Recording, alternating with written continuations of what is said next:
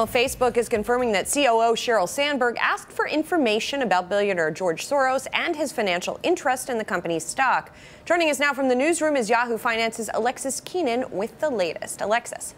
Yeah, so the reason that's important is because that New York Times report from a couple of weeks ago that said Facebook had hired a Republican opposition firm in order to try to work to pin anti-Facebook attacks on George Soros. At that time, after it, Sheryl Sandberg, COO, said that she was unaware that Facebook had hired that firm to do that work. Now we learned today from the New York Times that Sheryl Sandberg had sent an email back in January after George Soros made some attacks on Facebook at the World Economic Forum in Davos. That was in January. And Facebook, though, is saying that while that may be true, they have confirmed that this email did take place where Sheryl Sandberg asked employees to look further into Soros's finances to see if he had shorted Facebook stock in connection with these comments that he made at the Economic Forum. They've said, yes, this email was sent, but that it was sent after the fact, after Facebook had already been looking into Soros and his financial activities. Well, and to be clear here, the company is saying that Sandberg was focusing on those financial activities. In other words, not sort of Soros more broadly or political Correct. spending, for example, but rather, is he shorting Facebook stock, for example, or does he have other sort of conflicting investments, right? That's right. And Facebook is saying, look, yes, Sheryl Sandberg did ask to look into whether he was shorting stock, for example, but that was all part of, in their case, they say that was all part of a prudent company doing what it should to make sure that there was no ill activity by Soros or anybody he's connected to. All right, Alexis in the newsroom, thank you very much. We're going to keep talking about this. I want to ask Brian a kind of wonky question because you're the expert on this. Is there a way to find out who the partners are if a contract is executed, a futures contract, to find out if George Soros is shorting stock, or do you have to wait till there's a disclosure and SEC filing? My interpretation, you have to wait till disclosure.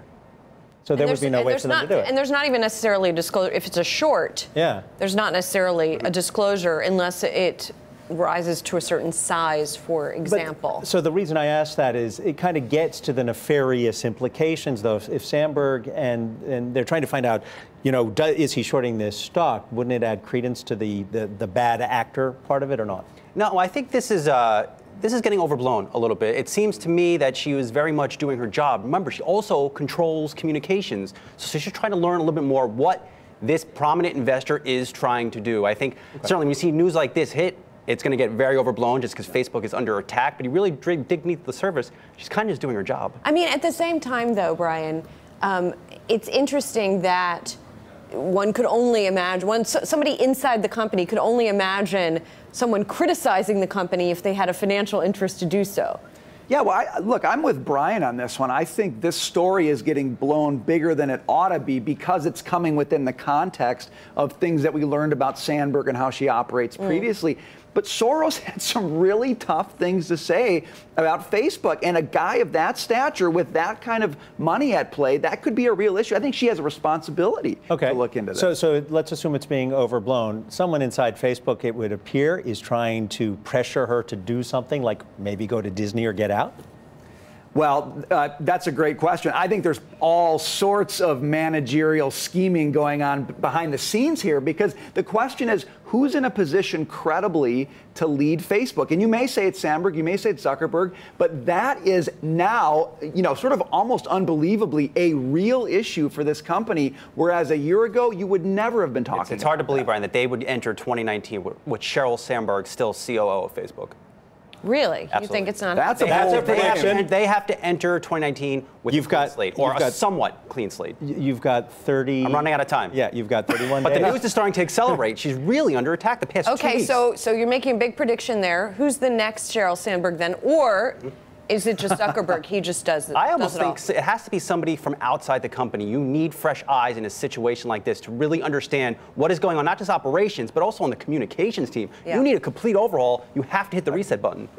Are you hearing anything from sources inside that leads you to believe gone by Not yet. Everything is still looking as if she's not going to get laid off next week. But look at all these stories are now coming out increasingly Bingo. over the past 2 weeks. Where are they coming from? You know what? I'm gonna take the other side of this. I'm gonna go out on a limb and take the other side of this. I think she keeps her job at least through the beginning of the year, and I'll tell you why. Because what we have heard from inside Facebook is that Zuckerberg is really kind of holding his ground here and not really acknowledging the depth of the company's issues. So.